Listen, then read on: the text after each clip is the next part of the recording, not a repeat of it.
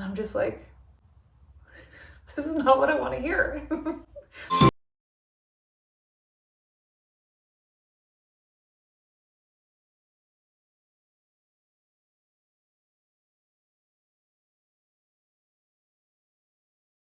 Friday, April 1st. Happy April Fool's Day. It's an odd thing to say. It is 0 degrees outside. It is so cold. Literally, it's 0 degrees. We've been having some snow. It's sunny today. That's nice. But I am 35 weeks and 2 days prego today. And I am on my way to my midwife appointment, my 35-week midwife appointment. It seems like an ominous day to be having a doctor's appointment on April Fool's Day. But I find out today if baby is still head down. He had flipped and was head down when I had that 33-week scan a couple weeks ago, but I have felt him on the move, you guys. He is rolling and shaking, and I just don't know. I mean, especially for it being my third baby, I still cannot ever tell what position my babies are in. I just feel limbs everywhere. I feel kicks and punches everywhere. I don't know how he's folded. I don't know where he's sitting. I mean, I feel an enormous amount of pressure on my cervix a lot of the time, but that could be anything because I feel lumps like right above each of my hips. That could be his like head and butt. He could still be transverse. I have no idea. So I will find out today. And if he is not head down, then the hospital gets involved, I suppose, for an ultrasound, and then to see if they can like rotate him. But I know he can go head down. I know that because he was head down 2 weeks ago. So we are crossing our fingers. Oh my God, I gotta go. So we're gonna drive there now, and then I will come back and do the rest of my 35-week update. I will talk about symptoms. I will talk about my midwife appointment. So stay tuned for that, okay?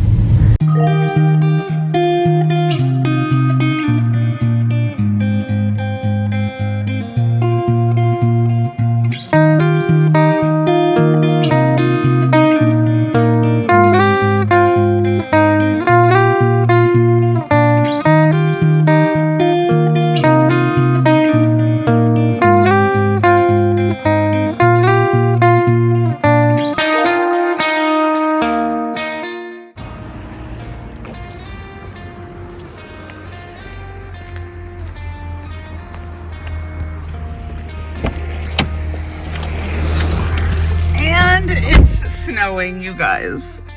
This is Swedish April weather for you.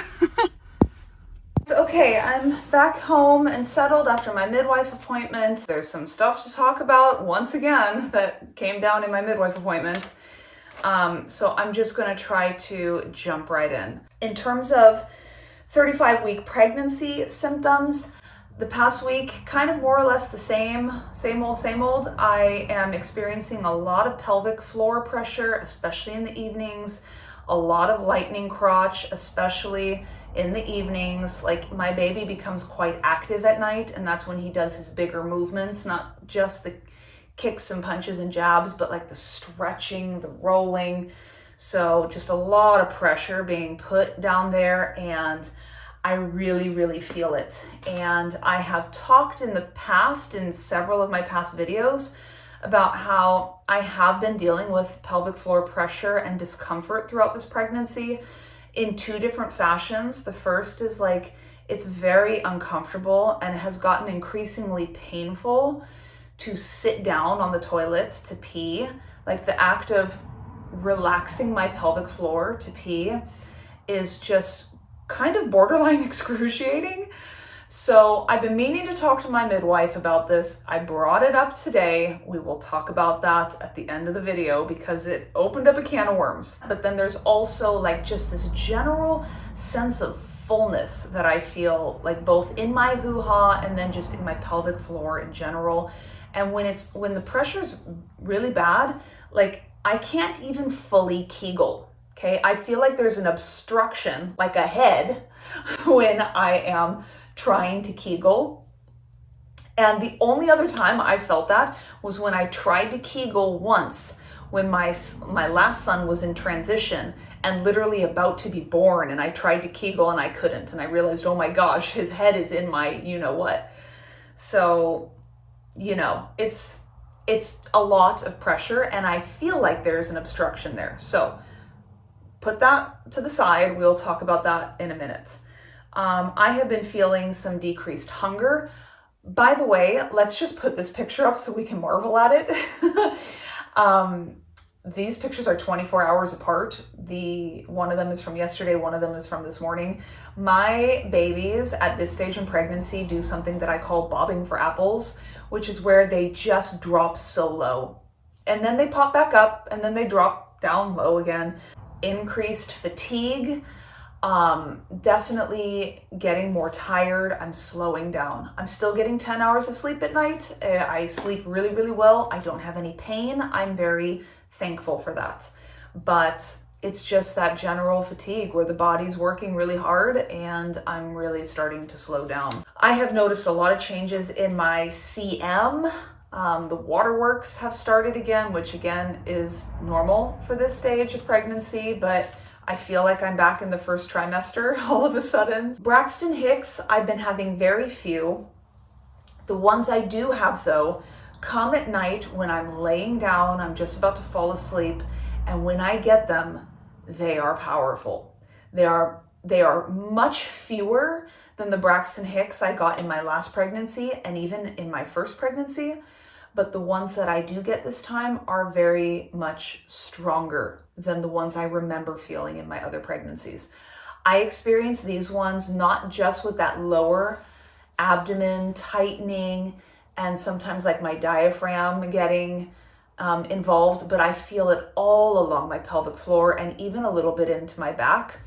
And these Braxton Hicks, they truly do just, they feel like painless labor contractions. They have that much force to them, but I only get, some days I get none. I can go days without getting any. Other days I get one or two, and maybe one day a week I've gotten 3 or 4. Usually it's in the ballpark of 1 to 2 a day on average. Nothing that I would ever be concerned about. It feels very normal for where I'm at in pregnancy, especially it's my 3rd pregnancy, right? And lastly, colostrum harvesting has been going great. I take a shower after I do my walking at lunch every day. And then like the heat and the like massage of the shower, whatever, it really triggers like the colostrum to start leaking. I just start seeing little droplets. And so once I'm done, I'll get out of the shower and I'll dry off, and then I'll just sit in the warm bathroom and I will very gently hand express for 5 minutes on each side, just that one time a day. And I'm able to get now like, 2.5 milliliters of colostrum every day. So I've got a really good freezer stash going. And again, important to say, I do not experience any pain, any contractions. I don't experience any Braxton Hicks, anything like that when I do this. And so at the advice of the midwives, it's okay that I do this very gently, like once a day, as long as I'm not getting any kind of contractions associated with it. So fitness, macros, and weigh-in. When I weighed in at 35 plus 0, my weight was 73.7 kilo, which was what I weighed in at for 34 plus 0. So I did not gain any weight over this past week. My total weight gain is 9.7 kilo for this pregnancy, which is 21 pounds. So it's pretty normal for me. I mean, I'm a little bit low on the curve according to Google, but in terms of macros, I hardly track macros at all anymore. Funnily enough, my kitchen scale broke. I dropped it and now I can't zero it out, and it's so annoying that I'm going to have ordered a new one, but I've just stopped tracking macros and I am eating more intuitively now. So I'm listening to my body. I eat when I'm hungry. I don't when I'm not. I trust that my body knows what it's doing. And I just have had decreased hunger this whole week. It could be because we're sick. And that feeds into the fitness. I have still, like over the past week, lifted for an hour 5 times in the morning, and I did my cardio for an hour at lunch 5 times that week. But today is Friday and I'm not going to be working out at all because I'm sick. I caught whatever my kids had, and hopefully it stays minor. That's the goal. And I can get back at it on Monday, but definitely taking it a little bit easy. Otherwise, that whole part of like lifestyle is pretty status quo. It will change though. So let's get into the midwife appointment segment of this video. First and foremost, the boring things. I did not get my blood sugars or iron checked today because she said my values have been perfect so far, so no need to look at them. My blood pressure was 92/50. That's normal for me. And so then she laid me down on the table and she checked baby's positioning, and he is head down. Yay, baby. He's head down. She says it's not super low right now, but it is low.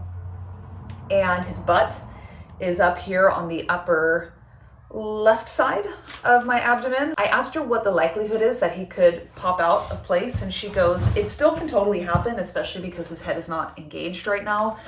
But she goes, it's really not too likely once babies find themselves in this position at this point in pregnancy. They're sort of like in it to win it. And then she measured my fundal height. If you guys have been following my previous videos, you will know that since 25 weeks, my fundal height has been measuring 3 to 4 weeks ahead of schedule.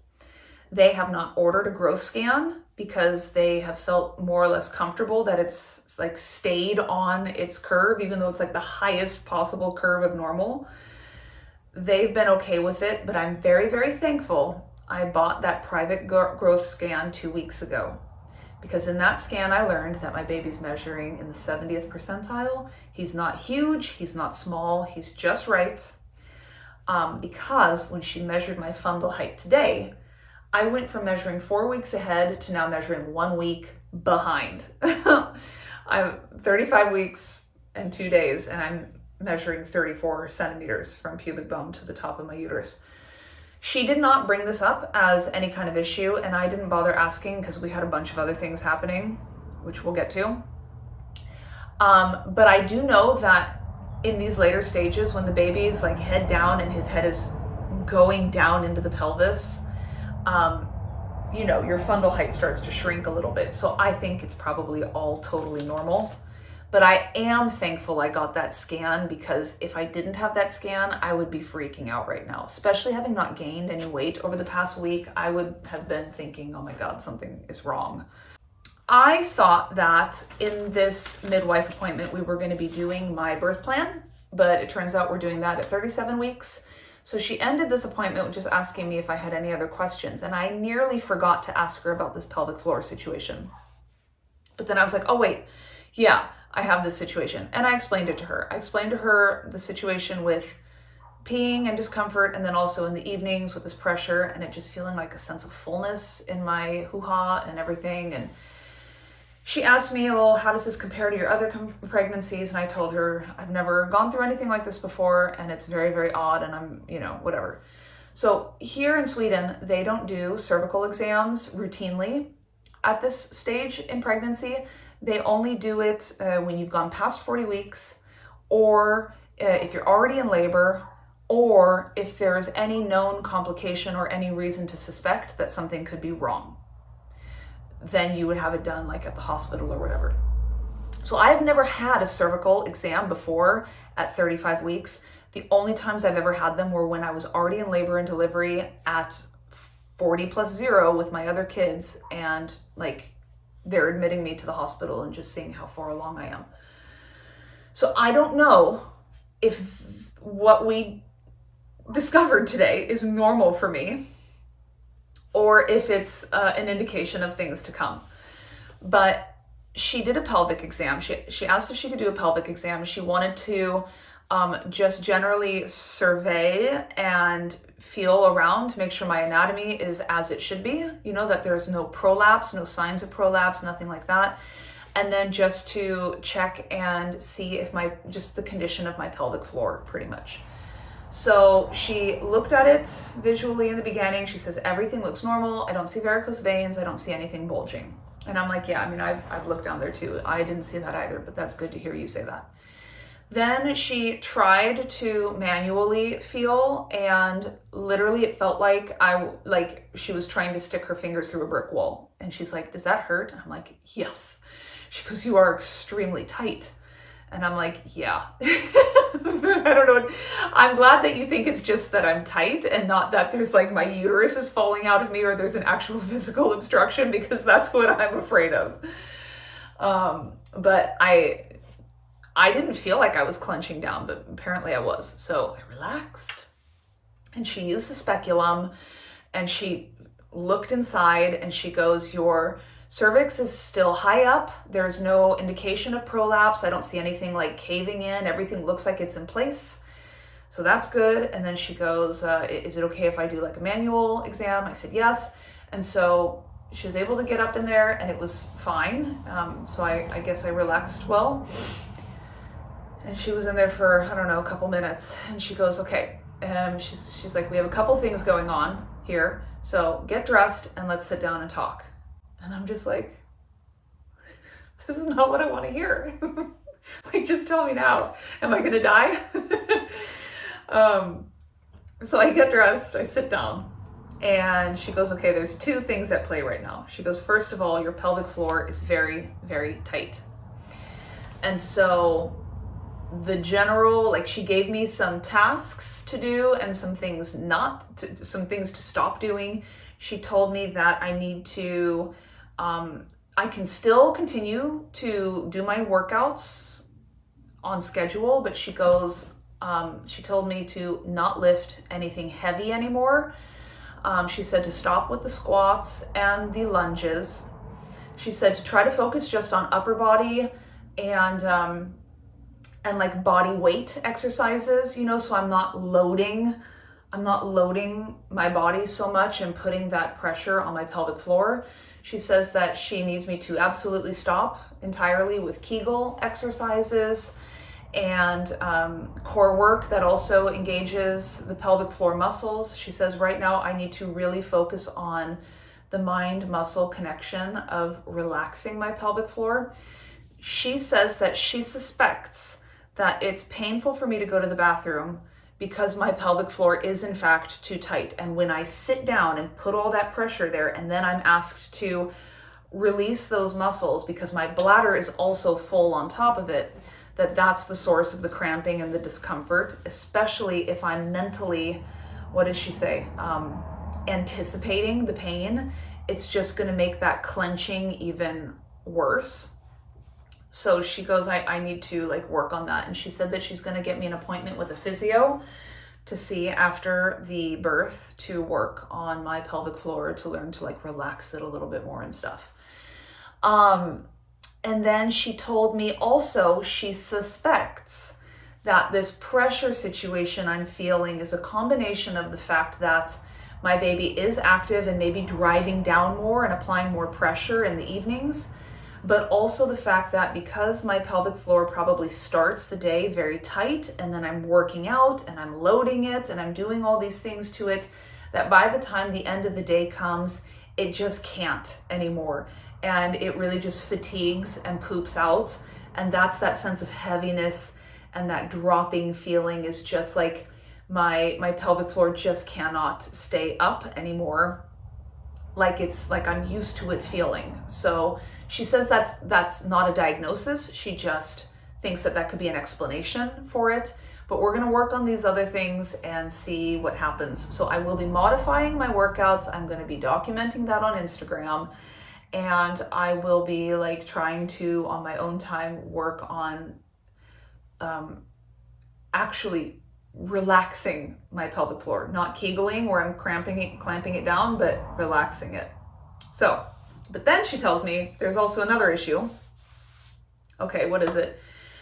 She says the cervix should be 4 centimeters long. That's how long a cervix is, I guess, in pregnancy or whatever. That's like the thickness.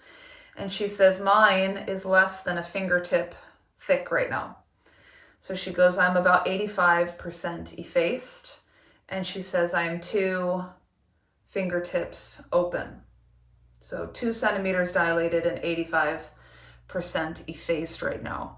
And she goes, this is not a cause to panic. People can walk around dilated for weeks and weeks and weeks. This does not mean that labor is imminent, but it is a sign that that the pressure I've been feeling and the things I'm feeling have been making changes to my anatomy down there.